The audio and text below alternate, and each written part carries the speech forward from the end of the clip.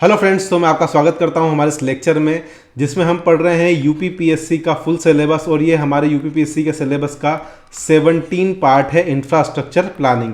दोस्तों, आपने अभी तक अगर सब्सक्राइब नहीं किया है तो प्लीज़ प्लीज़ प्लीज़ इस चैनल को सब्सक्राइब कर दीजिए। साथ ही अगर आपने टेलीग्राम चैनल ज्वाइन नहीं किया है तो डिस्क्रिप्शन बॉक्स में जाकर लिंक पर क्लिक करके टेलीग्राम चैनल ज्वाइन कर लीजिए।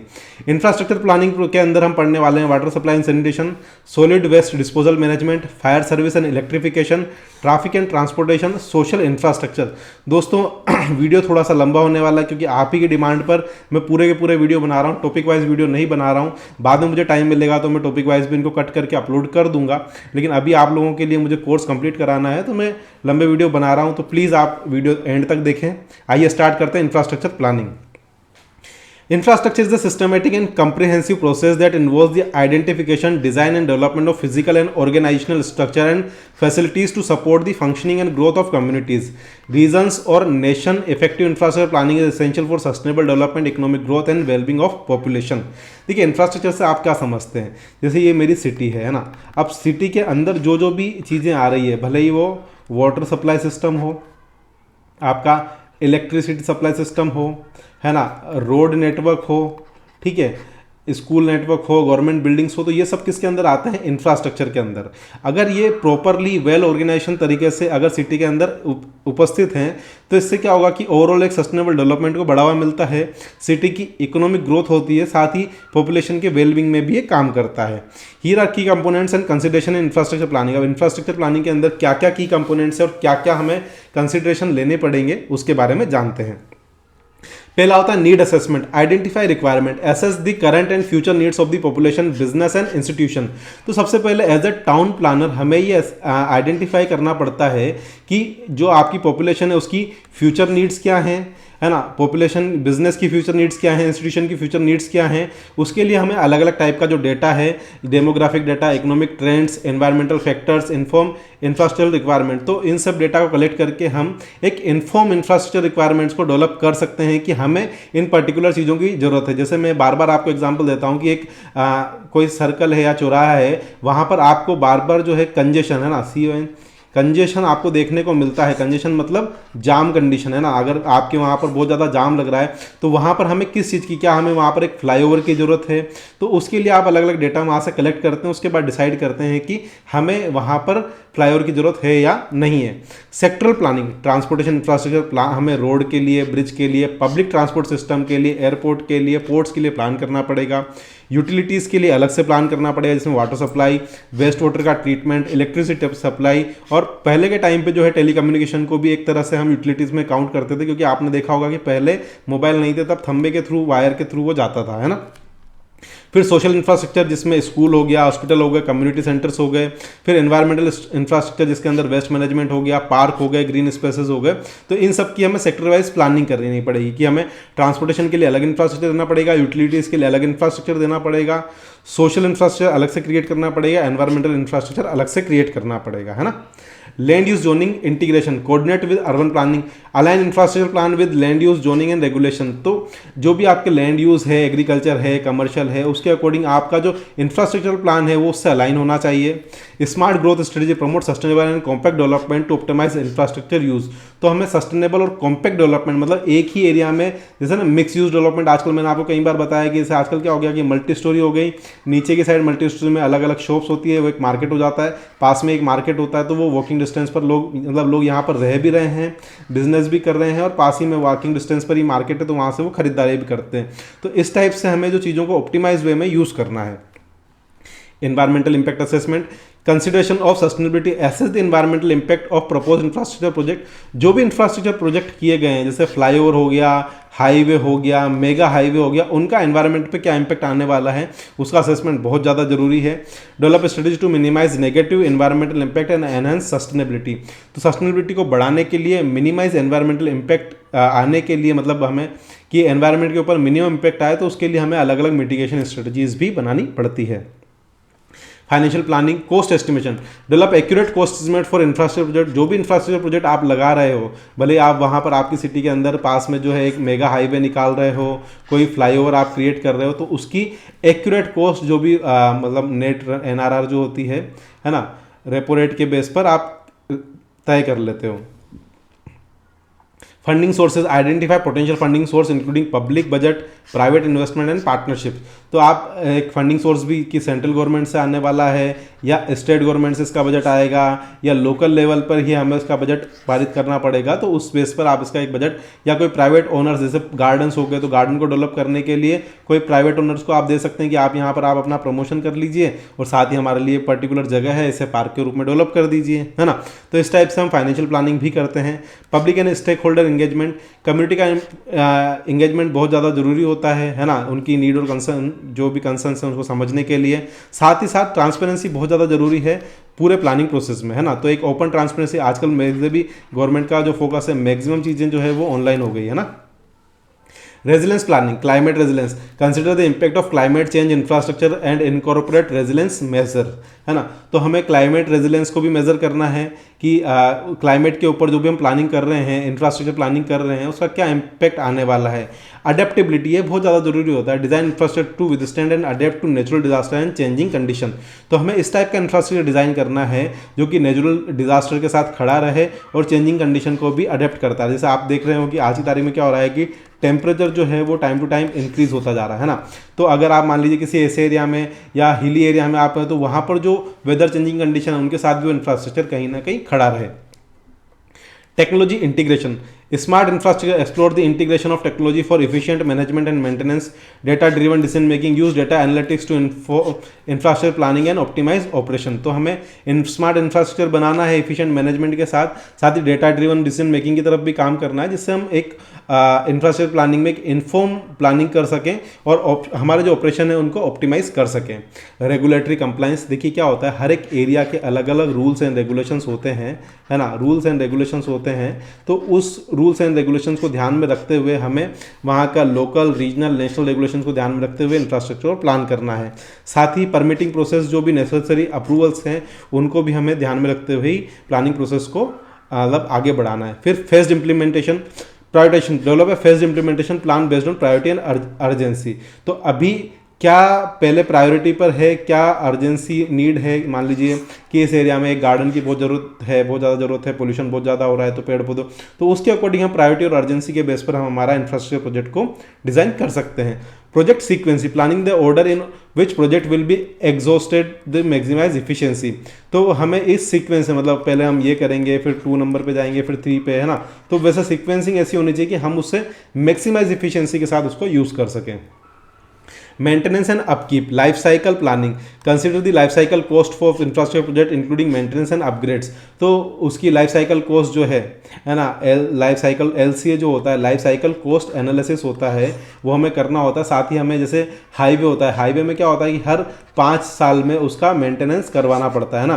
5 साल में नॉर्मल मेंटेनेंस और 10 साल में मेजर मेंटेनेंस, या 3 साल में नॉर्मल मेंटेनेंस, 5 साल में मेजर मेंटेनेंस, जो भी आपकी कंडीशन है उसके अकॉर्डिंग करवाना पड़ता है। तो हमें उसका ध्यान में रखना पड़ेगा। और अपग्रेड्स, अगर टाइम टू टाइम हमें उसे अपग्रेड करना पड़ा तो उसके लिए भी हमें प्लान करना पड़ेगा। Asset management, implement strategies for ongoing maintenance and regular assessment of infrastructure assets. जो भी इंफ्रास्ट्रक्चर एसेट्स हैं उनका स्ट्रेटजीज इंप्लीमेंट करनी है, जो भी मेंटेनेंस जा रहा है रेगुलर असेसमेंट करना पड़ेगा। Cross sector collaboration, interagency coordination, collaborate with various government agency, private sector entities and NGOs। Public private partnership, मैंने आपको एग्जांपल कई बार दिया है कि जो हाईवे बनते हैं वो किस पे बनते हैं, पब्लिक प्राइवेट पार्टनरशिप। इसमें क्या होता है कि गवर्नमेंट जो है उसके लिए ज़मीन देती है, पब्लिक की जो है उसके ऊपर टोल देती है, और प्राइवेट ओनर जो है उसके ऊपर अपना पैसा खर्च करके शुरू में हाईवे बनाता है, जिसके लिए वो आपको नेक्स्ट 15 ईयर्स या 20 ईयर्स के अकॉर्डिंग वो पैसा आपसे लेता है टोल के रूप में। वो टोल को वो कुछ इस टाइप से डिज़ाइन करते हैं कि 7, 8, 9 साल में उनका पैसा जो है वो रिकवर हो जाए और बाकी आगे के जो साल हैं वो प्रॉफिट में चले जाएँ। Accessibility and inclusivity, universal design, ensure infrastructure design to be accessible for all including people with disabilities। अब जैसे मान लीजिए आप कोई हॉस्पिटल बना रहे हैं ना, तो अब आपने देखा होगा कि हॉस्पिटल के अंदर कहीं ना कहीं सीढ़ियाँ तो होती है ना, सीढ़ियाँ होती है, लेकिन रैंप भी वहाँ पर अवेलेबल होता है। तो पर्सन विद जो पाँव से चल नहीं सकते हैं, है ना, जिनसे वो चीज़ें, तो वो लोग भी उसको यूज़ कर सकते हैं। Equitable distribution, aim for an equitable distribution of infrastructure benefit across the different communities. जो भी अलग अलग कम्युनिटीज़ हैं वो सभी उस इंफ्रास्ट्रक्चर को प्रॉपरली यूज़ कर पाएँ। innovation and future proofing technology adoption, embrace innovation technologies and future trend in infrastructure development, flexibility, design infrastructure with adaptability to accommodate evolving needs and technology। तो वो फ्लेक्सिबल, जो भी आप प्लानिंग कर रहे हो वो फ्लेक्सिबल होना चाहिए, ताकि क्या होगा कि जो भी हम फ्यूचर नीड्स हैं, टेक्नोलॉजीज हैं, उनको हम उसके अंदर अकोमोडेट कर पाएँ। Monitoring and evaluation, performance metrics, establish key performance indicator to measure the effectiveness of infrastructure projects, feedback loop, continuously monitor and evaluate projects, incorporating feedback into future planning। तो हमें टाइम टू टाइम फीडबैक भी लेने पड़ते हैं। Effective infrastructure planning requires a holistic approach that considers social, economic, environmental and technological dimension of development। तो ये एक तरह से आप बोल सकते हैं कि प्रॉपर प्लानिंग है, जिसके तहत मतलब एक होलिस्टिक अप्रोच, मतलब आपको एक बोल सकते हैं ईमानदारी से या एक अच्छे मन से आपको काम करना पड़ेगा, सोशल, इकोनॉमिक, एनवायरमेंट सारे एस्पेक्ट्स को लेते हुए, है ना, जिसमें सारे के सारे जो स्टेक होल्डर्स हैं उनकी डिमांड्स हैं उनका ध्यान में रखते हुए सस्टेनेबिलिटी, रेजिलेंस, इंक्लूसिविटी, है ना, planning process, infrastructure project can contribute to overall wellbeing and prosperity of the communities they serve. तो जो भी लोग वहाँ रह रहे हैं उनकी ओवरऑल वेलबींग के लिए एक तरह से इंफ्रास्ट्रक्चर प्रोजेक्ट जो है वो काम में आता है।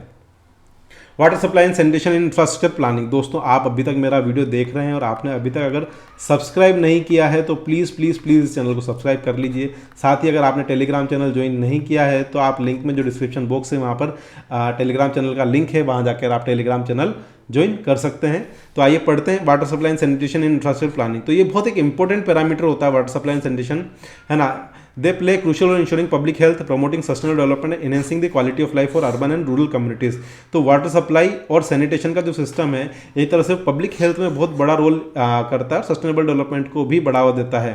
साथ ही जो लोग वहाँ पर रह रहे हैं उनकी क्वालिटी ऑफ लाइफ को भी सुधारता है। अब मान लीजिए प्रॉपर सैनिटेशन अगर आपके एरिया में नहीं है तो क्या होगा, जगह जगह पर जो है गंदगी आपको देखने को मिलेगी, जो नालियाँ हैं, जो नाले हैं बड़े, वो आपको जाम देखने को मिलेंगे, है ना। लोग वहाँ पर कचरा फेंकेंगे, उससे सड़न होगी, बदबू होगी और आसपास के एरिया में क्या हो सकता है कि पब्लिक हेल्थ के इश्यूज हो सकते हैं, महामारी फैल सकती है। ठीक है, तो इसका जो है बहुत ज़्यादा इंपॉर्टेंट होता है। क्यों इंपॉर्टेंट है ना, water sanitation, water supply and sanitation infrastructure क्यों इंपॉर्टेंट है। सबसे पहला जो इंपॉर्टेंट काम आता है इसका public health. Water supply and sanitation is crucial determine to public health, access the safe and reliable water supply and adequate sanitation facilities is essential for preventing water borne disease and promoting hygiene practices. तो अगर आप pure water provide कर रहे हैं जिसके अंदर turbidity, है ना, टोटल डिजोल्व सॉलिड, ये सब जो है अपनी परमिसिबल लिमिट के अंदर हैं, पीएच सब परमिसिबल लिमिट के अंदर हैं, तो वाटर बोर्न डिजीज, पानी से जो डिजीज पैदा होती है उनसे हमें ये बचा सकती है। साथ ही अगर सैनिटेशन को आप प्रॉपर रखेंगे, एडिक्वेट सैनिटेशन आप प्रोवाइड करेंगे तो हमें हाइजीन प्रैक्टिसेस भी बढ़ावा मिलता है, जिससे भी जो पब्लिक की हेल्थ है उसमें सुधार मिलता है। Sustainable development, water supply sanitation contribute sustainable development by reducing the environmental impact of human activities, preserving water resources and promoting water conservation. तो अगर हम गंदा मतलब जो गंदगी है अगर पानी के अंदर नहीं छोड़ेंगे तो वाटर का कंजर्वेशन होगा, है ना, रिसोर्स का भी प्रिजर्व होंगे जो रिसोर्सेज हैं, साथ ही एनवायरनमेंट के ऊपर इम्पैक्ट जो है वो कम से कम आएगा। इस कारण से क्या होगा, एक तरह से हम बोल सकते हैं कि ये सस्टेनेबल डेवलपमेंट को भी बढ़ावा देता है। Quality of life, water supply and sanitation enhances the quality of life by providing access to essential services, improving hygiene condition, reducing the burden of waterborne diseases। तो जो लोग रह रहे हैं अगर वहाँ के लोगों को अच्छा पानी मिलेगा तो पानी से पैदा होने वाली डिजीज़ उनको नहीं होगी, उनकी हाइजीन कंडीशन इंप्रूव होगी, जिससे उन्हें हेल्थ इश्यूज़ जो हैं वो रिड्यूस होंगे। इससे के साथ क्वालिटी ऑफ लाइफ भी उनकी इंक्रीज होगी। की consideration in water supply and sanitation infrastructure planning, सबसे पहला है डिमांड असेसमेंट। देखिए, जो भी आपके सिटी के अंदर जो सैनिटेशन जो पाइप डलते हैं, सैनिटरी पाइप जो डलते हैं सिटी के अंदर, है ना, ठीक है, तो वो जो प्लान होता है वो जनरली 30 साल के लिए पॉपुलेशन फोरकास्ट करते हैं हम। कितने साल के लिए, 30 ईयर्स के लिए। कितने ईयर के लिए, 30 ईयर्स के लिए हम पॉपुलेशन फोरकास्टिंग करते हैं। उसी के बाद हम उसमें आगे जो बोल सकते हैं कि आप जो आपके अंदर से जो ज़मीन के अंदर से रोड के अंदर आपने देखा होगा जगह जगह पे रोड खुदे हुए मिलते हैं, तो वहाँ से जो सप्लाई सीवरेज सिस्टम जो जा रहा है तो वो 30 ईयर के लिए प्लान किया जाता है ना। Demand assessment, accurately assess the current and project water department to ensure that infrastructure can meet the needs of growing population. तो अब हमें डिमांड असेसमेंट करना है। अब पॉपुलेशन अलग अलग तरीके से इसमें पॉपुलेशन ग्रोथ के मेथड होते हैं। अर्थमेटिक इंक्रीज मेथड होता है ना, एक्सपोनेंशियल इंक्रीज मेथड होता है, किसी दूसरी सिटी से आप कंपेयर करके इंक्रीज देख सकते हैं, नॉर्मल इंक्रीज होता है ना। तो उस हिसाब से आप डिमांड का असेसमेंट करते हैं। Source selection, identify sustainable reliable source of water considering factor such as availability, quality and environmental impact. उसके बाद आपको पानी की सप्लाई करनी है, सैनिटेशन की बाहर निकालना है, तो उसके लिए सोर्स आप वाटर के लिए सोर्स आप डिसाइड करते हैं, है ना, जिससे उसकी अवेलेबिलिटी देखते हैं, क्वालिटी देखते हैं, एनवायरमेंटल पे क्या इंपैक्ट आ रहा है वो देखते हैं।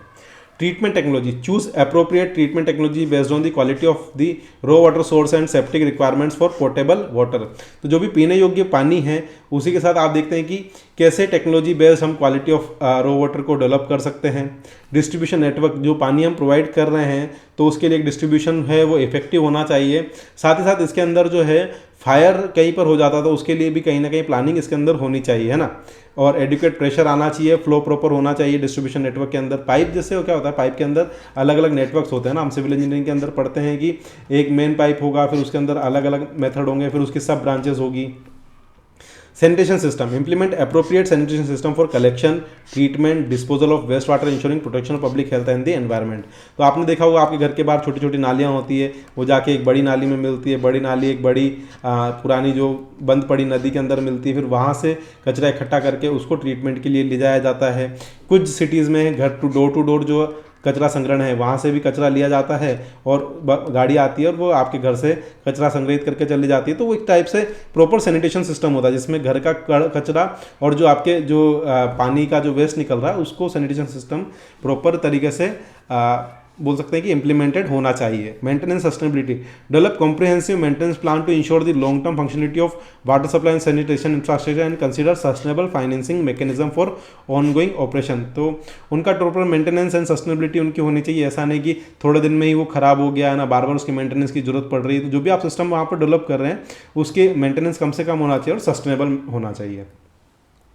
Challenges in water supply and sanitation infrastructure planning के अंदर क्या क्या चैलेंजेस हैं। सबसे बड़ा जो चैलेंजेस है वो रैपिड अर्बनाइजेशन। अब आपको पता नहीं लग रहा है कि आज की तारीख में क्या हो रहा है कि सिटीज़ के अंदर जो पॉपुलेशन है वो एक्सपोनेंशियली बढ़ रही है ना, कि अब आपने अगले 30 सालों के लिए प्लान किया, 30 साल में आप इस सिटी के अकॉर्डिंग यहाँ पर आना चाहिए था ना अगले 30 साल में, लेकिन आप देख रहे हैं कि वो तो 30 साल की जगह 17, 18, 20 साल के अंदर ही वो आ गया है ना, और 30 साल बाद जो है पॉपुलेशन बहुत ज़्यादा बढ़ गई, तो वो कहीं ना कहीं इंफ्रास्ट्रक्चर जो है वो उसके लायक नहीं होता, मतलब चैलेंजिंग है एक तरह से, डिमांड जो है बहुत ज़्यादा बढ़ गई है। साथ ही financial resources, mobilising adequate financial resources for development and maintenance of water supply sanitation infrastructure is a critical challenge particularly in developing countries. तो सबसे जो अभी यार डेवलपिंग कंट्रीज है तो इसके अंदर क्या होता है, बहुत सारा मनी जो पैसा जो है वो बहुत ज़्यादा लगता है। बार बार आपने देखे होंगे आपके यहाँ पर रोड की खुदाई होती रहती है, चीज़ें चेंज होती रहती है, नए नए घर बन रहे होते हैं तो वो अलग से रोड की खुदाई कर देते हैं, फिर उसके ऊपर फाइनेंशियल रिसोर्सेज हमें इसके अंदर बहुत ज़्यादा चाहिए होते हैं।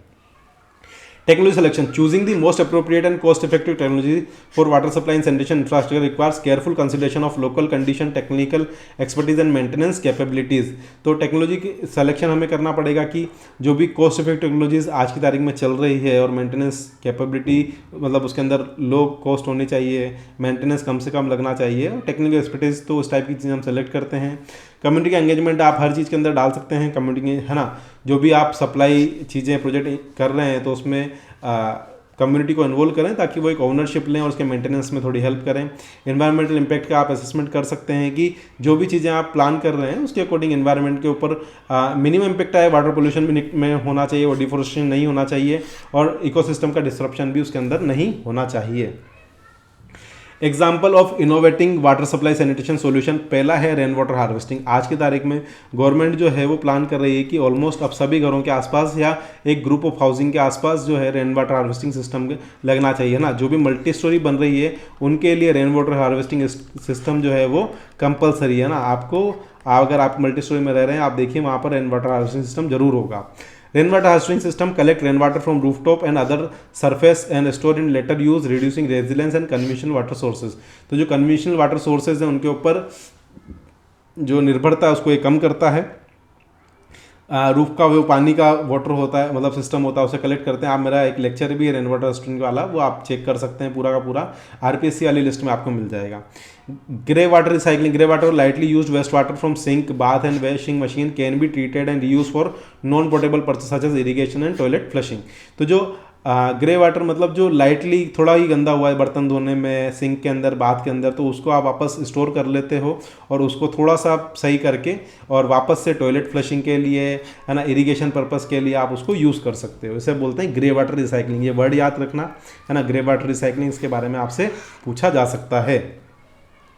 Community managed sanitation. Community managed sanitation system empower local communities to take ownership of their sanitation needs using appropriate technologies and practices. तो कम्युनिटी अगर इन्वॉल्व रहेगी, उसके अंदर उसकी ओनरशिप रहेगी, तो उसको वो प्रॉपर टेक्नोलॉजीज़ का यूज़ करते हुए उसको सही तरह से यूज़ करने में काम हेल्प करेगी।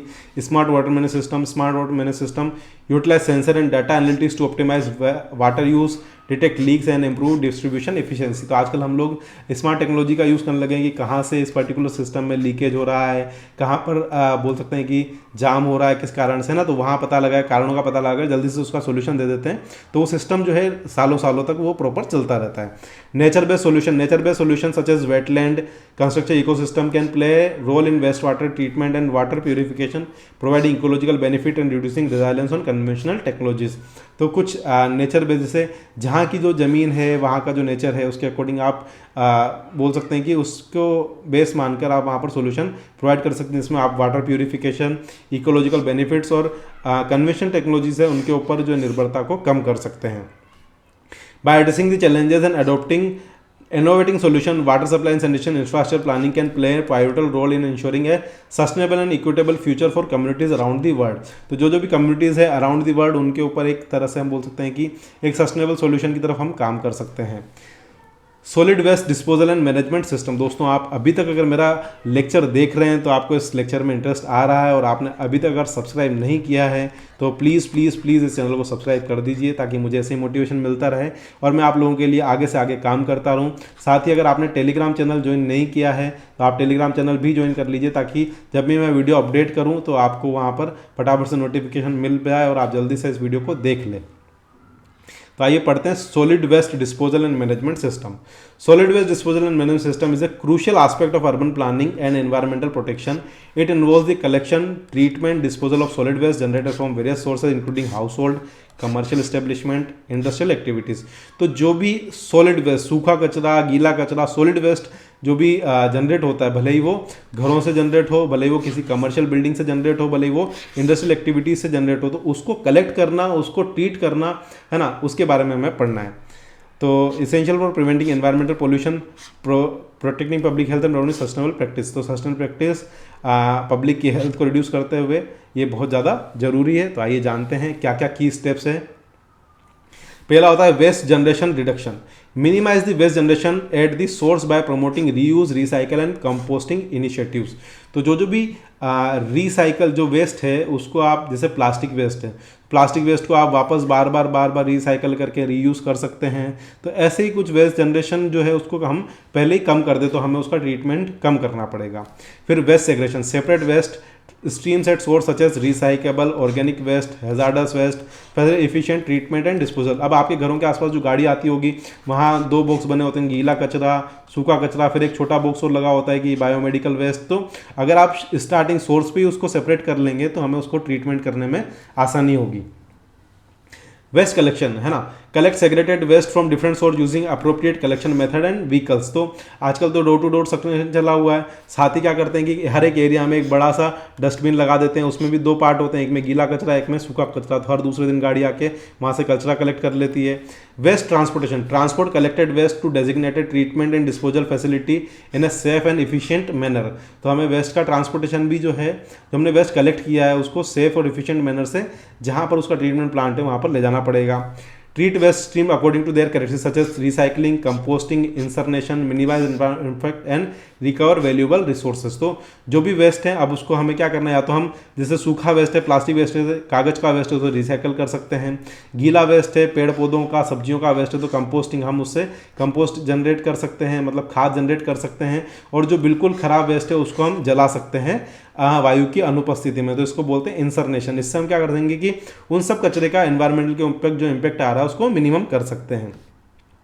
फिर वेस्ट जो बच गया उसको, जो जलाने के बाद जो बच गया उसको डिस्पोजल। जो नॉन रिसाइकलर नॉन कंबस्टिबल है उसको हमें लैंडफिल साइट्स के अंदर, मतलब बहुत बड़े बड़े गड्ढे होते हैं उसके अंदर हम उसको डाल देते हैं, है ना। और proper contaminant and environment protection measures को ध्यान में रखते हुए हम उस जगह पर लैंडफिल बनाते हैं और वहाँ पर उनको डाल देते हैं। Challenges in solid waste disposal system, तो इसके अंदर है पहला इंक्रीजिंग वेस्ट जनरेशन। क्या हो रहा है कि सबसे पहले क्या क्या चैलेंजेस आ रहे हैं सॉलिड वेस्ट डिस्पोजल में। जो वेस्ट का जनरेशन है वो बहुत ज़्यादा इंक्रीज हो गया। Rapid urbanization and population growth lead to continuous increase in solid waste generation putting pressure and existing management system. तो जो अभी मैनेजमेंट सिस्टम जो अभी का चल रहा है, तो जैसे जैसे पॉपुलेशन बढ़ रही है वैसे वैसे क्या हो रहा है कि वेस्ट का जो जनरेशन है वो बहुत ज़्यादा बढ़ चुका है। इससे क्या हो रहा है, जो हमारा एग्जिस्टिंग सिस्टम है उसके ऊपर बहुत ज़्यादा प्रेशर आ रहा है। Improper waste segregation, lack of proper waste segregation at the source hinders efficient treatment and disposal leading to contamination and reduced resource recovery. अगर हम प्रॉपर तरीके से वेस्ट को सेग्रेट नहीं कर पा रहे हैं तो हम उसको इफेक्टिवली ट्रीट नहीं कर पाएंगे, जिससे क्या होगा कि एक दूसरे में उसका कंटेमिनेशन होगा और जो रिसोर्स है उसकी रिकवरी हमें कम से कम होगी। अगला inadequate infrastructure, insufficient collection transportation treatment facility can lead to accumulation of waste posing environmental and health risk. तो हमारे पास प्रॉपर इंफ्रास्ट्रक्चर नहीं है, जो गाड़ी कलेक्ट करने आती है वो लिमिटेड एरिया में ही जाती है ना। तो मतलब ऐसा कुछ, तो एक तरह से बोल सकते हैं कि इसमें फाइनेंशियल प्रॉब्लम आती है। Financial resource mobilizing adequate financial for development and maintenance of solid waste management infrastructure is critical challenge. तो उनको फाइनेंशियली मैनेज करना, गाड़ियों का पेट्रोल, घर घर जाके कचरा कलेक्ट करना, तो वो सारी चीज़ें जो है इसमें फाइनेंशियल बहुत ज़्यादा बड़ा रिसोर्सेज होता है और ये कहीं ना कहीं परेशानी का कारण बनता है। Public awareness and participation, low public awareness and participation in waste reduction and segregation efforts hinder the effectiveness of solid waste management system. अगर पब्लिक प्रॉपरली अवेयर नहीं है, उनका पार्टिसिपेशन नहीं है, तो कहीं ना कहीं एक तरह से ये भी एक सॉलिड वेस्ट मैनेजमेंट सिस्टम के लिए चैलेंज का काम करता है और जो एफर्ट हम लगा रहे हैं वो कहीं ना कहीं उसमें परेशानी देखने को मिलती है। Innovative approach to solid waste management, अब क्या क्या इनोवेटिव अप्रोचेज हैं सॉलिड वेस्ट मैनेजमेंट सिस्टम में, आइए जानते हैं। सबसे पहला है वेस्ट टू एनर्जी टेक्नोलॉजी। तो convert non recyclable waste into energy through incineration and other waste energy technologies, reducing landfill disposal and generating renewable energies. अब जैसे आपने नाम सुना होगा बायोगैस का, है ना। तो जो कचरा जो हमें किचन से सब्जियों का कचरा, इस टाइप का जो कचरा होता है उसको हम क्या करते हैं, एक बायोगैस प्लांट होता है उसके अंदर हम जाते हैं, उसको जलाते हैं, तो उससे क्या होता है कि एक मेथन गैस डेवलप होती है। उस मेथन गैस को हम दूसरे सोर्स में कलेक्ट कर लेते हैं, तो वेस्ट को एनर्जी में कन्वर्ट किया जा सकता है। दूसरा इनोवेटिव अप्रोच है EPR, एक्सटेंडेड प्रोड्यूसर रिस्पॉन्सिबिलिटी। ये आपको फुल फॉर्म याद रखनी पड़ेगी, EPR की, extended producer responsibility.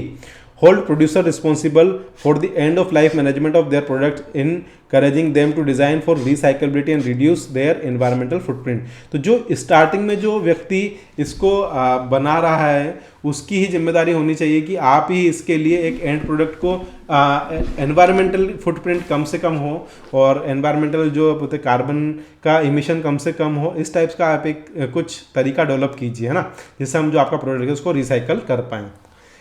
Circular economic principle, adopt circular economic principle to reduce waste generation, maximize resource recovery and extend the life span of the product. तो resource recovery, जो product हैं उनका life span थोड़ा बड़ा होना चाहिए, जैसे कुर्सियाँ हो गई, प्लास्टिक हो गया, है ना, ठीक है, और रिसोर्स की रिकवरी हो सके, जो भी सोर्सेज हैं, इस टाइप का हमें इकोनॉमी, मतलब सर्कुलर इकोनॉमी में क्या होता है, देखिए क्या होता है, जैसे आपने कपड़े की बात करते हैं ना, कपड़ा जैसे आपने एक जीन्स खरीदी, ठीक है ना, जीन्स में क्या हुआ कि आपने जीन्स खरीदी, अब जीन्स के बाद वो उसका चड्डा बना, चड्डे के बाद उसका पोंछा बना, पोंछे के बाद भी मतलब उसका लास्ट एंड प्रोडक्ट तक उसका यूज़ होता है, ठीक है।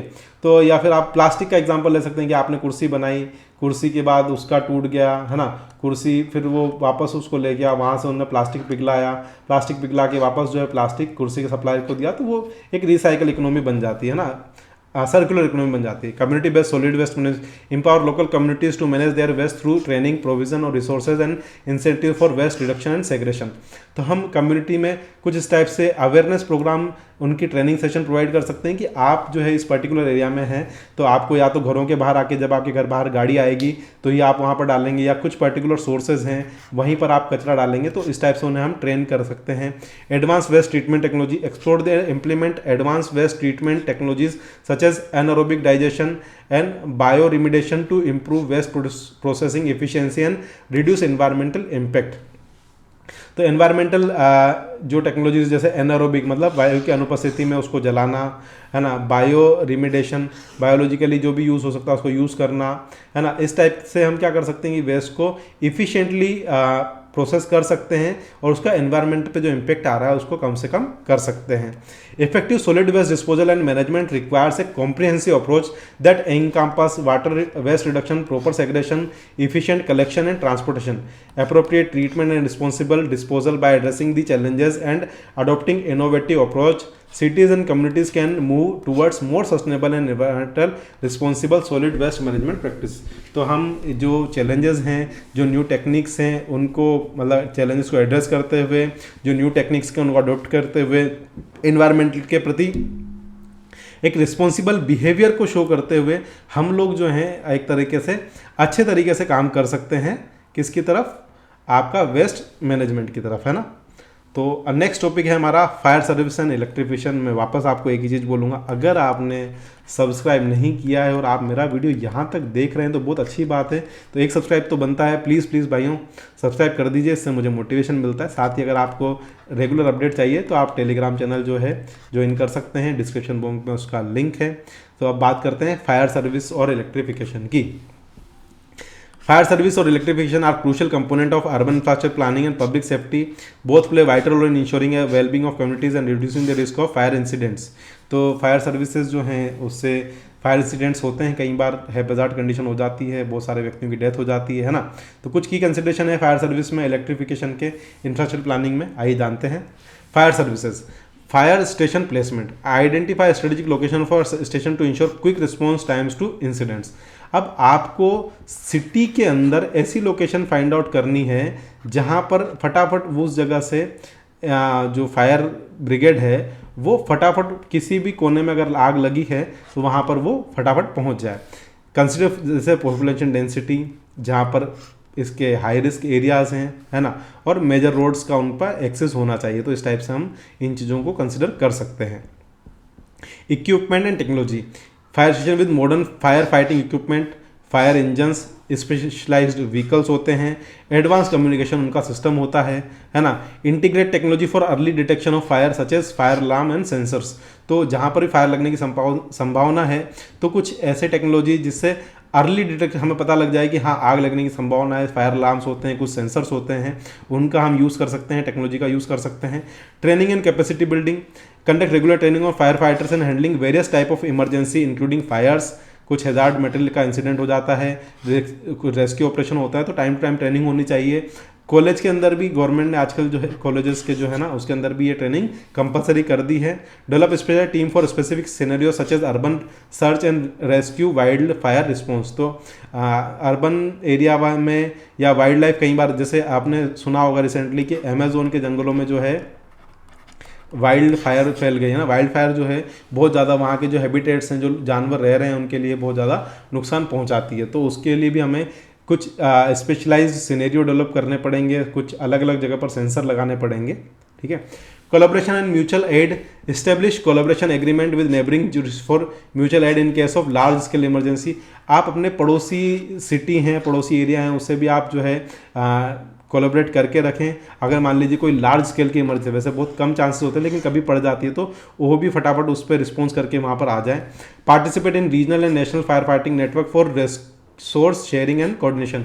तो जो भी ऐसे नेटवर्क्स होते हैं, फायर फाइटिंग जो कॉन्फ्रेंस होती है, जो भी चीज़ें होती हैं जहाँ लोग मिलते हैं, तो अपने जो रिसोर्सेज सबके पास हैं वो सबको पता होने चाहिए और टाइम पड़ने पर वो एक दूसरे की हेल्प कर सकते हैं। Community education, implement public awareness campaigns on fire safety and prevention, provide training to the community on the proper use of fire fighting equipment and evacuation procedures। तो जो भी पब्लिक हैं, जो भी कम्युनिटी उस एरिया में रह रही हैं, उनके अंदर अलग अलग कैंपेन चलाकर हम जो है अवेयरनेस डेवलप कर सकते हैं कि प्रॉपर उनके अंदर अवेयरनेस होनी चाहिए। साथ ही कम्युनिटी बेस्ड हम उनको ट्रेनिंग प्रोवाइड कर सकते हैं, है ना, फायर फाइटिंग और एवैक्यूएशन प्रोसीजर की। Code enforcement building and fire safety code to minimize the risk of fire structure. जो भी आपकी बिल्डिंग बन रही है, जो भी आपके घर बन रहे हैं, उसके अंदर जो भी कोडल प्रोविज़न है उस एरिया के, वो कोडल प्रोविज़न उस बिल्डिंग वाले को फॉलो करने होते हैं, जिससे क्या होगा कि फायर फाइटिंग की जो रिस्क है उसको रिड्यूस करना पड़ेगा। मैंने आपको बताया ना, जैसे जो अपार्टमेंट आज की तारीख में बन रहे हैं तो वहाँ पर ये कंपलसरी है कि वहाँ पर एक कोई ना कोई फायर फाइटिंग की जो चीज़ है वो होनी चाहिए। Conduct regular inspection of commercial and residential properties, ensure compliance with safety regulation. तो गवर्नमेंट के थ्रू टाइम टू टाइम जो है कमर्शियल और रेजिडेंशियल प्रॉपर्टीज़ हैं उनका एक थोरो इंस्पेक्शन होना चाहिए कि वो फायर के लिए मतलब फायर अगर अचानक से फायर लग जाती है तो वो विदस्टैंड कर पाएंगे या नहीं कर पाएंगे, है ना। तो उनकी क्या तैयारी है उसका एक time to time inspection government की अलग अलग एजेंसियों की तरफ से होना चाहिए। Emergency response planning. Develop a regularly updated emergency response plan for different types of incidents. Conduct drill and simulation to test the effectiveness of response plan and identify area for improvement. तो कई बार ऐसे emergency आ जाती है fire के case में, तो वो plan आपके पास हमेशा रेडी होना चाहिए। साथ ही टाइम टू टाइम एक ड्रिल्स जो हैं, मॉक ड्रिल्स जिसे हम बोलते हैं, वो करनी चाहिए, जिससे क्या होगा कि उसकी जो हमारा प्लान है, जो भी हमारी चीज़ें हैं, उसकी इफेक्टिवनेस का पता लगेगा। साथ ही जो एरिया जहाँ पर इंप्रूवमेंट कर सकते हैं उनका भी हमें पता लग जाएगा। Community integrated approaches. Engage with local communities to establish neighborhood watch program and community emergency response teams. तो अलग अलग कम्युनिटी वाइज आप एरिया वाइज रिस्पॉन्स टीम बना सकते हैं, है ना। Foster a culture of fire safety through community involvement and education. तो एक तरह से हम फायर सेफ्टी को भी बोल सकते हैं, कल्चर बना सकते हैं फायर सेफ्टी को, कम्युनिटी को एजुकेशन प्रोवाइड कर सके। आप जो भी घर बना रहे हैं वहाँ पर फायर सेफ्टी का कोई ना कोई साधन होना चाहिए और घर के प्रत्येक सदस्य को वो चीज़ आनी चाहिए। RIT Rapid Intervention Teams. Establish Rapid Intervention Team to respond quickly to incident involving trapped or indigent individual. अगर मान लीजिए कोई बूढ़ा व्यक्ति है, कोई बच्चे हैं, अगर वो फंस गए हैं तो रैपिड इंटरवेंशन टीम आती है, फटाफट वो चढ़ जाते हैं और उसके बाद वो फटाफट उनको उतार के लिए आते हैं, ऐसी चीज़ें होती है। Provide specialize training for these teams to handle complex rescue operation. और कॉम्प्लेक्स रेस्क्यू ऑपरेशन को हैंडल करने के लिए इन टीम्स को टाइम टू टाइम जो है ट्रेनिंग प्रोवाइड करनी चाहिए। इलेक्ट्रिफिकेशन। अब बात करते हैं इलेक्ट्रिफिकेशन की। दोस्तों आपने अभी तक भी सब्सक्राइब नहीं किया तो बहुत गलत बात है, प्लीज़ प्लीज़ प्लीज़ सब्सक्राइब कर दीजिए ताकि मुझे मोटिवेशन मिलता रहे। Infrastructure planning. Plan to expansion and maintenance of electrical infrastructure to meet growing demand of urbanization. तो जैसे जैसे अर्बनाइजेशन की डिमांड बढ़ रही है, थंबे जो होते हैं अपने, है ना, अर्बनाइजेशन नेटवर्क जो होते हैं, बड़े बड़े थंबे बोल सकते हो आप, या इस टाइप के थंबे होते हैं ना कि इलेक्ट्रिसिटी पोल्स होते हैं, फिर बड़े मेगा इलेक्ट्रिक सिस्टम होते हैं, तो उनकी डिमांड बढ़ रही है, तो उस टाइप से प्लानिंग होनी चाहिए।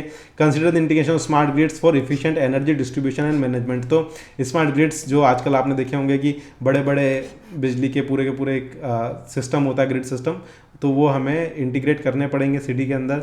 Grid resilience. Design electrical grids with resilience in mind to withstand natural disaster, cyber threats and other disruption. सभी चीज़ों को ध्यान में रखते हुए हमें, मान लीजिए कभी कोई तूफान आ गया उसको ध्यान में रखना है, कोई साइबर थ्रेट्स आ गया और अदर डिस्ट्रप्शन को ध्यान में रखते हुए हमें ग्रिड जो है वो रेजिलेंस होना चाहिए। इस टाइप से हमें इलेक्ट्रिकल डिज़ाइन करनी पड़ेगी।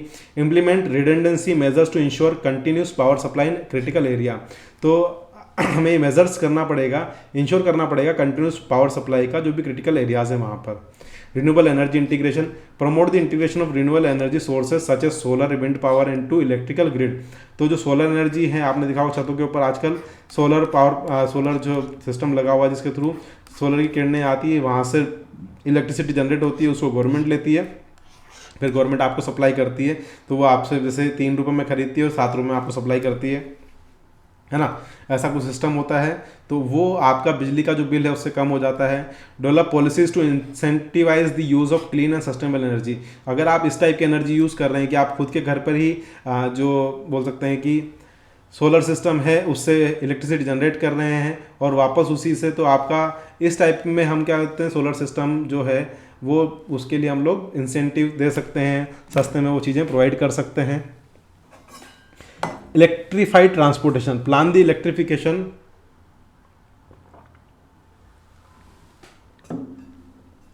तो आजकल आपने देखा होगा कि इलेक्ट्रीफाइड चीज़ें बहुत बढ़ गई है, तो इलेक्ट्रिसिटी का है ना, तो चार्जिंग इंफ्रास्ट्रक्चर टाइम टाइम पर प्रोवाइड करना पड़ता है। Integrate electric public transportation option to reduce reliance on fossil fuel.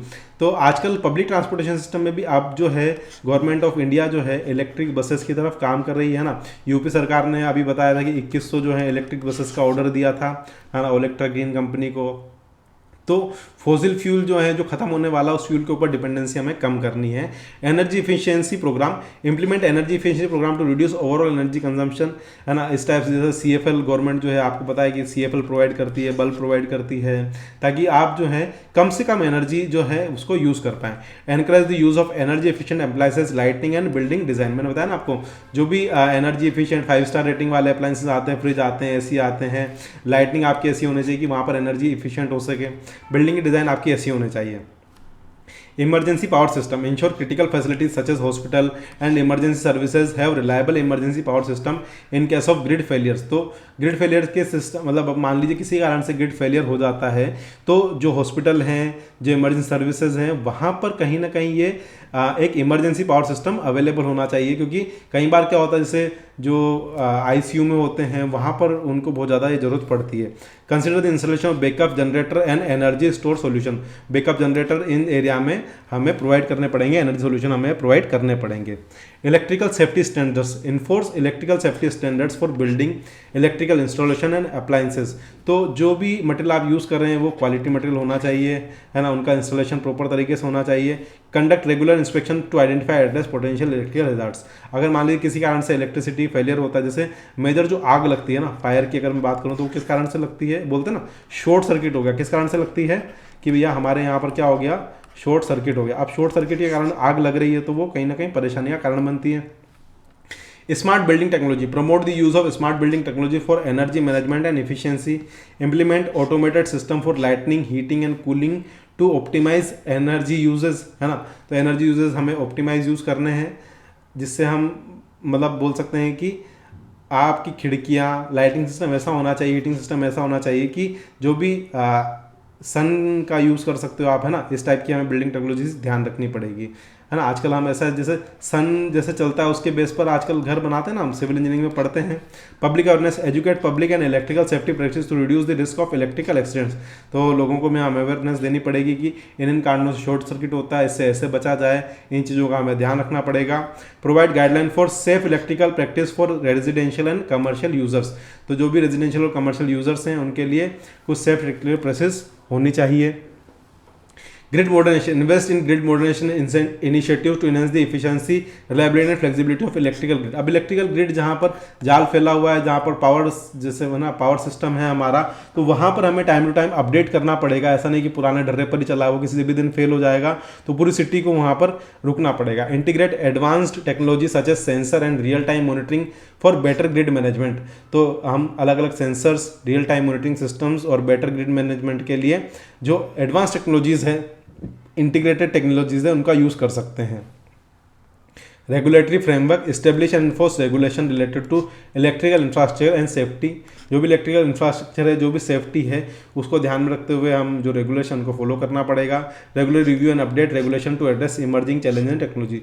जो भी नए चैलेंजेस आ रहे हैं, जो भी नई टेक्नोलॉजीज आ रही है, उसके अकॉर्डिंग हम जो हमारी रेगुलेटरी रिव्यू है उसे टाइम टू टाइम रिव्यू करके हम चेंज कर सकते हैं। Collaboration with utilities, utility companies to ensure that reliable supply of electricity is coordinate with utilities on infrastructure upgrade and maintenance। तो यूटिलिटी सर्विसेज हैं उनसे कोलैबोरेशन होना चाहिए ताकि हमारे जो सप्लाई कर रहे हैं उसका प्रॉपरली इलेक्ट्रिसिटी सप्लाई हो और उनका जो इंफ्रास्ट्रक्चर है वो अपग्रेड होता रहे और उसका मेंटेनेंस भी प्रॉपर होना चाहिए। Traffic and transportation in infrastructure planning, दोस्तों ये बहुत ही इंपॉर्टेंट है और आपने अभी तक सब्सक्राइब नहीं किया है तो प्लीज़ प्लीज़ प्लीज़ इस चैनल को सब्सक्राइब कर दीजिए। साथ ही अगर आपने टेलीग्राम चैनल ज्वाइन नहीं किया और आप चैनल के रेगुलर अपडेट जाना चाहते हैं इस एग्ज़ाम तक, तो आप प्लीज़ वो चैनल ज्वाइन कर लीजिए। Traffic and transportation are integral aspect of infrastructure planning that significantly impact the liveability, efficiency and sustainability of urban areas. Effective transportation planning involves various element to ensure efficient movement of people, goods while minimize congestion, improving safety, reducing environmental impact। अगर proper transportation होगा तो उससे क्या होगा कि congestion, जाम जो है ना, कंजेशन कम से कम होगा, सेफ्टी, लोगों की सेफ्टी बढ़ेगी, एनवायरनमेंट के ऊपर इम्पैक्ट जो है वो कम से कम आएगा, सस्टेनेबिलिटी को बढ़ेगा, लिवेबिलिटी इंप्रूव होगी, है ना, और एफिशिएंसी बढ़ेगी लोगों की। तो हियर आर की consideration for traffic and transportation infrastructure planning. अब जो भी इंफ्रास्ट्रक्चर हम प्लान कर रहे हैं उसके अंदर ट्रैफिक एंड ट्रांसपोर्टेशन के लिए क्या क्या की कंसिडरेशन है, आइए उनके बारे में जानते हैं। मल्टी मोडल ट्रांसपोर्टेशन प्लानिंग, तो मल्टी मॉडल ट्रांसपोर्टेशन प्लानिंग में क्या होता है, plan for a diverse range of transportation mode, जैसे कि रोड होते हैं, पब्लिक ट्रांसपोर्टेशन हो जिसमें बस हो गए, ट्रेन हो गए, सबवेज हो गए, वॉकिंग के लिए अलग हो गया, साइकिलिंग के लिए अलग हो गया, है ना, राइड शेयरिंग हो गया, माइक्रो मोबिलिटी हो गया।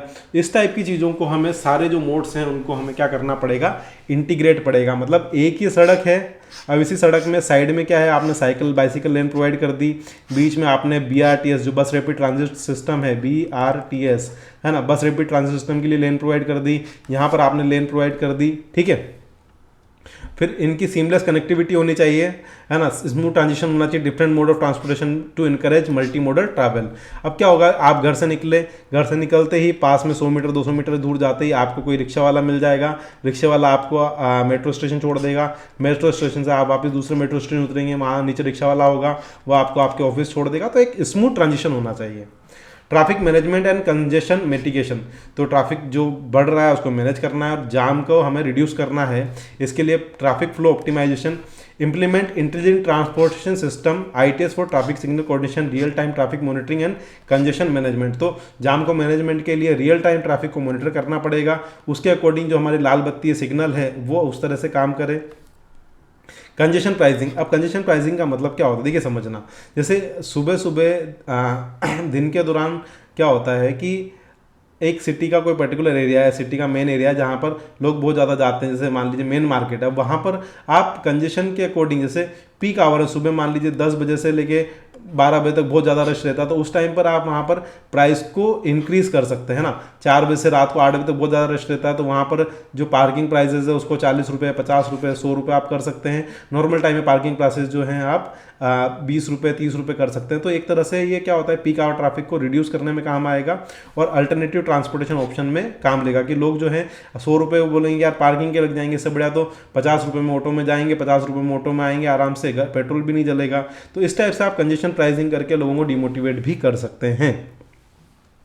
Public transit development, enhance public transport networks, expand the improve public transit infrastructure to provide reliable, frequent and accessible services, है ना। तो पब्लिक ट्रांसपोर्ट जो नेटवर्क है उसे हम बहुत ज़्यादा बढ़ाना पड़ेगा। Transit orient development, integrate land use and transportation planning to promote development around transit bus. तो जो भी चौराहे हैं उसके आसपास ही आप अगर डेवलप कर देंगे तो लोग क्या करेंगे, घर से कार लेके निकलेंगे नहीं कि हाँ यार सिटी बस में बैठ जाता हूँ, उस चौराहे पे जाना है, वहाँ पास में ही बड़ा मार्केट है, मार्केट किया वापस बाहर निकले, पब्लिक ट्रांसपोर्ट ऑटो में, शेयरिंग ऑटो में, सिटी बस में बैठे, अपने घर के पास उतरे और वहाँ पर आ गए।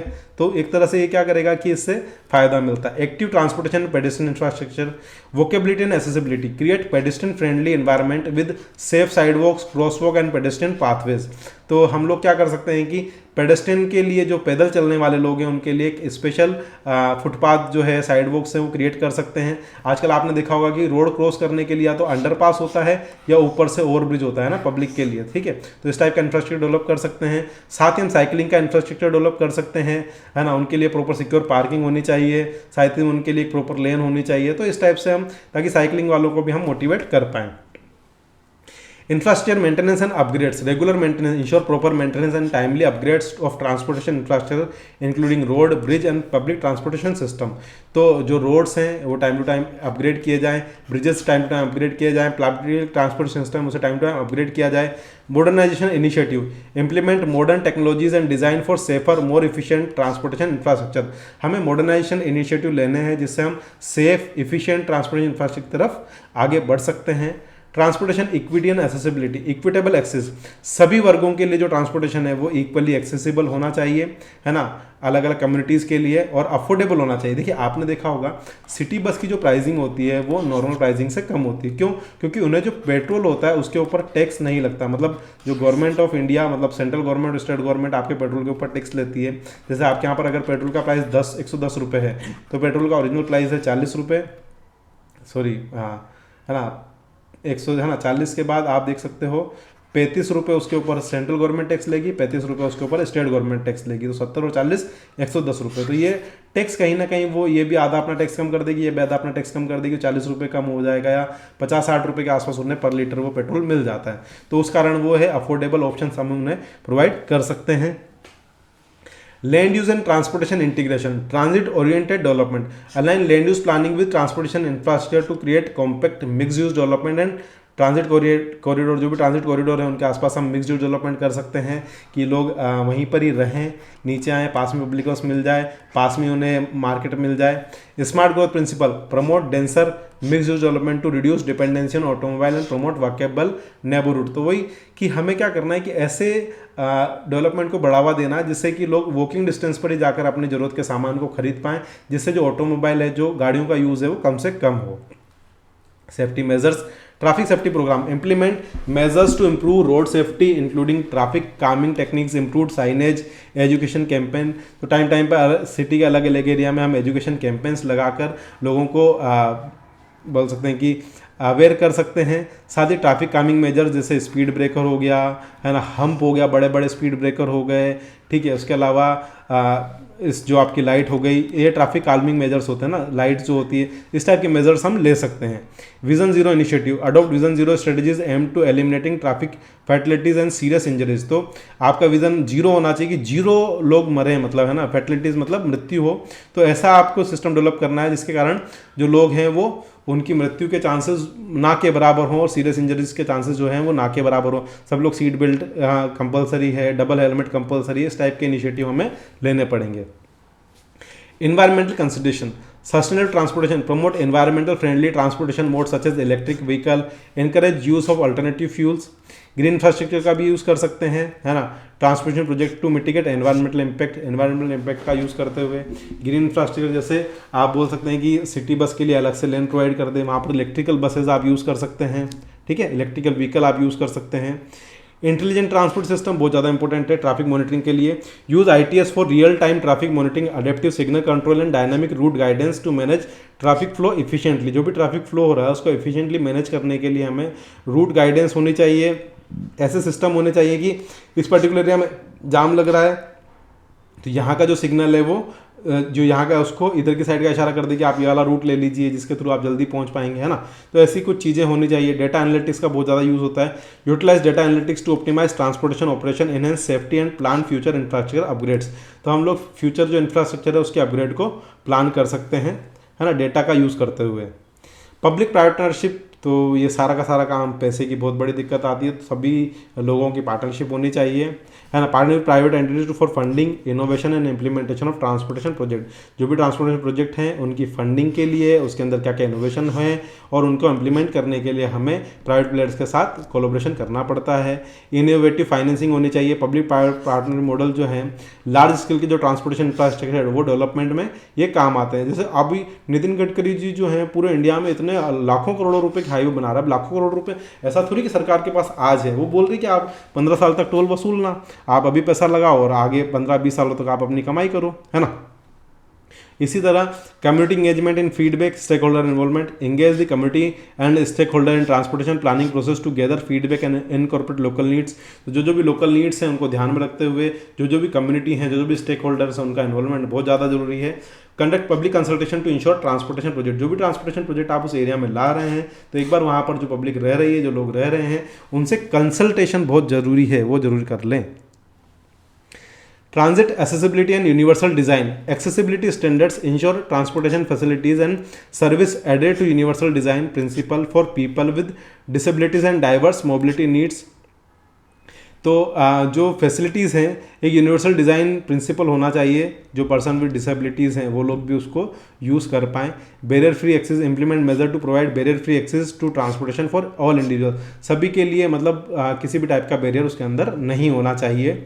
Emergency response evacuation planning, develop emergency response plan that consider efficient transportation route for evacuation and disaster management. तो ऐसे कुछ मेजर रोड सिटी के अंदर होने चाहिए जहाँ से लोगों को जल्दी जल्दी एवैक्यूएट कर पाएँ। Coordination with emergency services, collaborate with emergency service to ensure transportation regulation and safety. तो जो भी इमरजेंसी सर्विसेज है, जैसे आपने हाईवे के ऊपर देखा होगा कि 1098 आई थिंक है ना, ये लगा फ़ोन करेंगे तो हाईवे एम्बुलेंस अलग से आग के लिए काम करती है ना। तो इस टाइप की हमें इमरजेंसी सर्विसेज वहाँ पर यूज़ करनी पड़ेगी। लॉन्ग टर्म प्लानिंग होनी चाहिए, फ्यूचर प्रूफिंग होनी चाहिए, लॉन्ग टर्म विजन्स होना चाहिए। Developing transportation plan that consider future population growth, technology advancement and chasing mobility trend. जो भी मोबिलिटी के ट्रेंड है उनको चेस करते हुए, पॉपुलेशन ग्रोथ को ध्यान में रखते हुए एक लॉन्ग टर्म विजन होना चाहिए और फ्यूचर में वो प्रूफ हो, मतलब फ्यूचर के साथ वो कोप अप कर पाए। फ्लेक्सिबिलिटी इन डिज़ाइन, डिज़ाइन में फ्लेक्सिबिलिटी होनी चाहिए ताकि हम अलग अलग जो ट्रांसपोर्टेशन इंफ्रास्ट्रक्चर में जो चेंजेस हो रहे हैं उसको इमर्जिंग टेक्नोलॉजी के साथ हम अडोप्ट कर पाएँ।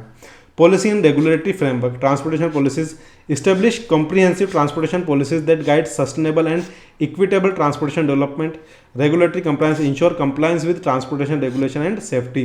तो हमें रेगुलेटरी कंप्लायंस जो भी हैं ट्रांसपोर्टेशन के रेगुलर और सेफ्टी उनका ध्यान में रखना पड़ेगा। कुछ पॉलिसी इस टाइप से डेवलप करनी पड़ेगी, जैसे अभी जो अपनी इंडियन गवर्नमेंट है वो आपके लिए पॉलिसी लेके आई हुई है कि आप अगर हेलमेट नहीं लगाते हैं तो आपका जो चालान है वो कितने रुपये का लगेगा, 1000 रुपीज़ का। वो कितना है, पहले कितने का लगता था, 100 रुपीज़ का। तो ये कहीं ना कहीं डीमोटिवेट करने के लिए है, आपको अलग अलग कोडल प्रोविज़न है ट्रांसपोर्टेशन के लिए। तो ये सारी की सारी चीज़ें हमें ध्यान में रखनी होती है।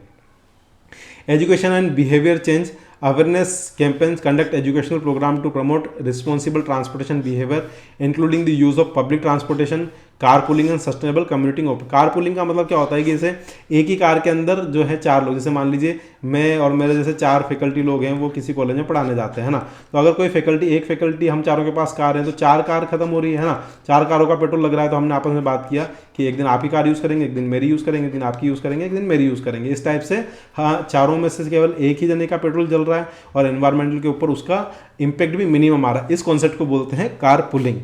Encouraging modal shift, encourage behavior changes towards more sustainable and efficient transportation modes through incentives and education। जो भी incentives प्रोवाइड कर रहे हैं, जो भी एजुकेशन प्रोवाइड कर रहे हैं, तो मॉडल शिफ्ट को हम प्रोवाइड कर सकते हैं कि आप अपनी कार की जगह आप पब्लिक ट्रांसपोर्टेशन को यूज़ कीजिए। Integrated and sustainable transportation planning is essential for creating efficient, accessible, reliant urban environment. By considering these factors, planner can develop transportation system that cater the diverse needs of communities, prioritize safety, reduce congestion, and minimize environmental impact, fostering more livable and concerned connected cities। तो अगर हम इस type से planning करेंगे तो जो communities हैं उनको प्रायोरिटीज़ करेंगे, सेफ्टी को बढ़ाएंगे, कंजेशन को रिड्यूस करेंगे, एनवायरमेंटल इम्पैक्ट को रिड्यूस करते हुए कनेक्टेड सिटीज़ बनाएंगे, ज़्यादा रहने योग्य सिटीज़ को हम बनाएंगे। आई होप आप सबको बहुत अच्छे से समझ में आ रहा होगा। और आप अभी तक मेरा वीडियो देख रहे हैं और अभी तक आपने सब्सक्राइब नहीं किया है तो प्लीज़ प्लीज़ प्लीज़ प्लीज़ इस चैनल को सब्सक्राइब कर दीजिए। आई थिंक ये मेरा लास्ट टॉपिक होने वाला है इस वाले लेक्चर का। जितना भी टाइम हुआ है तो उस टाइम के अकॉर्डिंग आप देख लीजिए। और अगर आपने टेलीग्राम चैनल ज्वाइन नहीं किया है तो टेलीग्राम चैनल आप ज्वाइन कर सकते हैं, है ना। आइए स्टार्ट करते हैं। Social infrastructure, social infrastructure refer to physical asset that serving the support people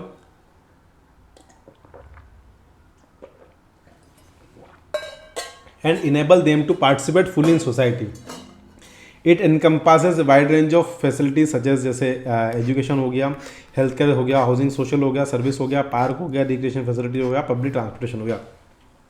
देखिए अपने पास जो है URDPFI गाइडलाइंस है, उसके अंदर सोशल इंफ्रास्ट्रक्चर उन्होंने बहुत ज़्यादा अच्छे से गाइडलाइंस दी हुई है।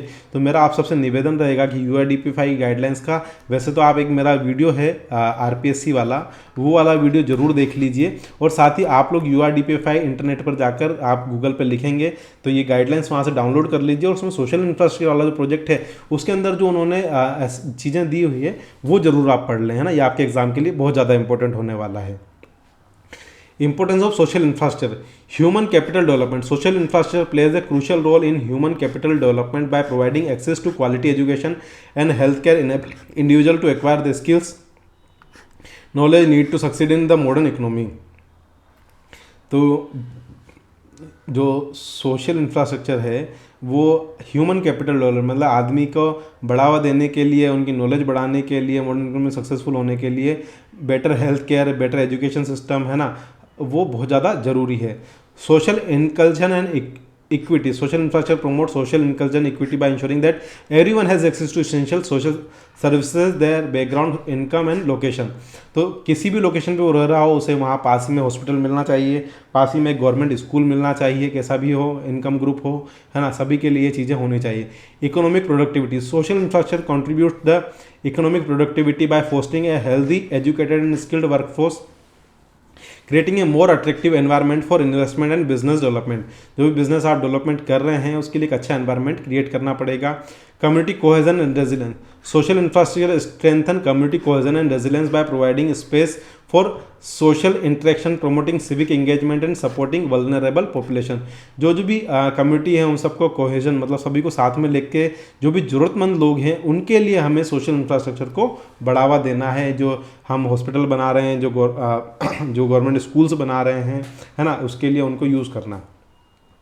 की कंपोनेंट्स ऑफ सोशल इंफ्रास्ट्रक्चर, सबसे पहला इसके अंदर education. Access the quality of education from early childhood to higher education is essential for developing a skilled workforce and promoting social mobility.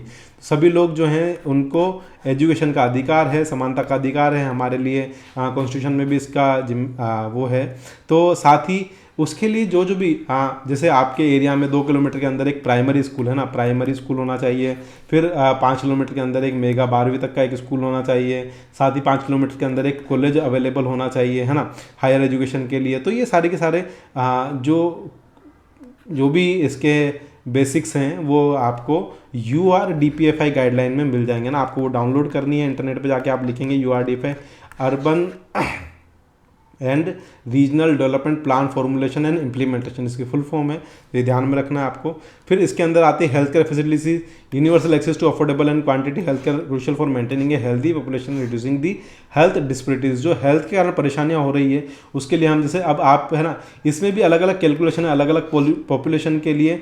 आप मेरा हेल्थ केयर वाला जो वीडियो है URDPFI गाइडलाइन का, RPSC का, वो वीडियो आप जाकर देखिए, वहाँ पर मैंने सारी कैलकुलेशन समझाई हुई है, वो बहुत ज़्यादा इंपॉर्टेंट है आपके लिए, वो हेल्प करेगा। तो हेल्थ केयर के लिए जैसे 100 बेड का है तो उसके लिए एक अलग काउंटिंग होती है, 200 बेड के हॉस्पिटल के लिए एक अलग काउंटिंग होती है, वो पॉपुलेशन के ऊपर डिपेंड करता है। Housing, adequate housing for affordable fundamental requirement for human dignity and wellbeing. तो एक इज्जत के साथ व्यक्ति रहे, अच्छेपन के साथ व्यक्ति रहे, तो एडिक्वेट अफोर्डेबल हाउसिंग लोगों को मिलनी चाहिए। Social service provide support to vulnerable population including children, the elderly population with disabilities and those facing social and economic challenges. तो उनके लिए सोशल सर्विसेज हम प्रोवाइड कर सकते हैं जो डिसेबिलिटीज़ हैं, है ना, चिल्ड्रन जो है, वल्नरेबल पॉपुलेशन मतलब जिनको जरूरत है, एक्चुअल में जरूरत है। पार्क एंड रिक्रिएशन फैसिलिटीज आप अपनी सिटी के अंदर प्रोवाइड कर सकते हैं, जिससे लोगों की फिजिकल एक्टिविटी को बढ़ावा मिलेगा, सोशल इंटरेक्शन को बढ़ावा मिलेगा और उनका दिमाग सही रहेगा, मेंटल वेलबींग उनकी अच्छी रहेगी। रिक्रिएशनल फैसिलिटीज़ है ना, जिससे अपने प्रोवाइड करते हैं, पार्क और रिक्रिएशन फैसिलिटी कर हम प्रोवाइड करते हैं, ये भी एक सोशल इंफ्रास्ट्रक्चर के अंदर आता है। पब्लिक ट्रांसपोर्टेशन है ना, तो लोगों को जॉब से कनेक्ट करने के लिए, एजुकेशन से कनेक्ट करने के लिए, हेल्थ केयर से कनेक्ट करने के लिए पब्लिक ट्रांसपोर्टेशन बहुत ही ज़्यादा इंपॉर्टेंट है। अब क्या क्या चैलेंजेस आते हैं एक सोशल इंफ्रास्ट्रक्चर डेवलपमेंट करने के लिए। सबसे बड़ा चैलेंज आता है फाइनेंशियल रिसोर्स, पैसा नहीं है ना, गवर्नमेंट के पास भी पैसा नहीं है, इंडिविजुअल के पास भी पैसा नहीं है, NGO के पास भी पैसा नहीं है। तो फाइनेंशियल रिसोर्स जो है वो बहुत बड़ा चैलेंज है इसके अंदर। इनइक्विटेबल डिस्ट्रीब्यूशन, कई बार क्या होता है अपने लालच के कारण हम सोशल इंफ्रास्ट्रक्चर को अनइवनली डिस्ट्रीब्यूट कर देते हैं सोशो इकोनॉमिक ग्रुप के अकॉर्डिंग, है ना। तो इससे क्या होता है क्वालिटी ऑफ सर्विस को कहीं ना कहीं परेशानी देखने को मिलती है कि एक एरिया में अब आप एक ही एरिया में बड़ा अस्पताल भी वहीं बना दिया, फिर एक छोटा अस्पताल भी वहीं बना दिया, फिर एक प्राइमरी सेंटर भी वहीं दे दिया। तो उससे क्या होगा, इस पर्टिकुलर एरिया के लोगों को तो बहुत फायदा होगा। अब इस पर्टिकुलर एरिया में जो लोग रह रहे हैं उनके पास केवल एक प्राइमरी हॉस्पिटल है ना, तो वो कहीं ना कहीं परेशानी के कारण बन सकता है। एजिंग इंफ्रास्ट्रक्चर, अब इंफ्रास्ट्रक्चर भी टाइम के साथ एज होता रहता है, मतलब उसमें उसको रिप्लेस करने की जरूरत होती है, रिनोवेशन की जरूरत होती है ना, फ्यूचर नीड्स के अकॉर्डिंग अपग्रेड करने की जरूरत होती है। तो ये भी एक बहुत बड़ा चैलेंजेस है। डिमांडिंग नीड्स है ना, द ग्रोइंग पॉपुलेशन, सबसे बड़ा प्रॉब्लम है पॉपुलेशन का। इससे क्या हो रहा है, social landscape, increasing demand of social infrastructure requiring continuous adoption and improvement. Continuous हमें अडेप्ट करना पड़ रहा है, इंप्रूवमेंट करने पड़ रहे हैं। तो पॉपुलेशन बढ़ने के साथ साथ हमें हेल्थ केयर फैसिलिटीज़ बढ़ानी पड़ रही है, ट्रांसपोर्टेशन फैसिलिटीज़ बढ़ानी पड़ रही है, एजुकेशन फैसिलिटीज़ बढ़ानी पड़ रही है। Sustainable and climate change, social infrastructure need to be designed and managed with sustainability and climate resilience in mind to withstand extreme weather events and other climate related impact। तो वो sustainable होना चाहिए climate change के साथ। Extreme climate आ जाए तो उसके through मतलब उसका ज़्यादा इफेक्ट उसके ऊपर नहीं होना चाहिए। Strategies for enhancing social infrastructure, दोस्तों आप अभी तक मेरा वीडियो देख रहे हैं और आपने अभी तक सब्सक्राइब नहीं किया है तो ये बहुत ही गलत बात है। प्लीज़ प्लीज़ प्लीज़ सब्सक्राइब कर दीजिए। साथ ही अगर आप टेलीग्राम चैनल ज्वाइन नहीं किया है तो टेलीग्राम चैनल ज्वाइन कर लीजिए। अब क्या क्या स्ट्रेटजीज़ है, पब्लिक का इन्वेस्टमेंट हमें बढ़ाना पड़ेगा ताकि लोग जो हैं ग्रोइंग डिमांड के अकॉर्डिंग, है ना, पब्लिक का इन्वेस्टमेंट अगर बढ़ेगा तो हम ग्रोइंग डिमांड को मैनेज कर सकते हैं। बाकी गवर्नमेंट के पास इतना पैसा नहीं है। पब्लिक प्राइवेट पार्टनरशिप को बढ़ावा देना पड़ेगा। जो सोशल इंफ्रास्ट्रक्चर प्रोजेक्ट हैं उसके अंदर प्राइवेट सेक्टर को भी, जिनकी एक्सपर्टीज़ है, जिनके पास रिसोर्सेज अवेलेबल है, उनको इन्वॉल्व करना पड़ेगा। आप बोलते हैं प्राइवेटेशन हो रहा है, तो उनके बिना काम ही नहीं चल रहा, पैसा ही नहीं है गवर्नमेंट के पास, वो कैसे काम करेगी।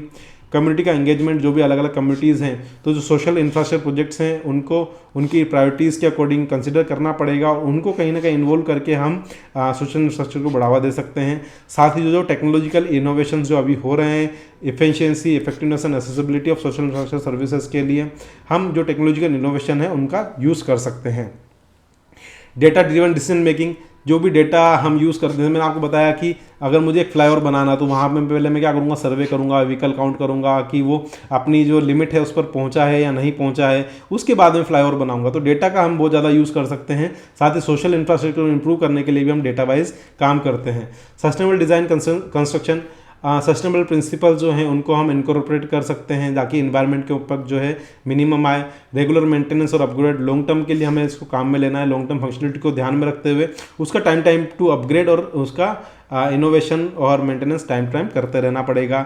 International corporation, collaborate with international platforms, organisation to share knowledge, best practice and financial resource for strengthening social infrastructure in developing countries. जैसे डेवलपिंग इंडिया एक डेवलपिंग कंट्रीज है, तो यहाँ पर हमें सोशल इंफ्रास्ट्रक्चर को स्ट्रेंथ करने के लिए क्या क्या बेस्ट प्रैक्टिसेस हैं, कैसे फाइनेंशियल रिसोर्सेज को हम ऐड कर सकते हैं, उन सबको हमें इंटरनेशनल ऑर्गेनाइजेशन से हम उनको कोलैबोरेट कर सकते हैं। दोस्तों, आप अभी तक मेरा वीडियो देख रहे हो, आपने सब्सक्राइब नहीं किया तो बहुत गलत बात है, प्लीज़ सब्सक्राइब कर दीजिए।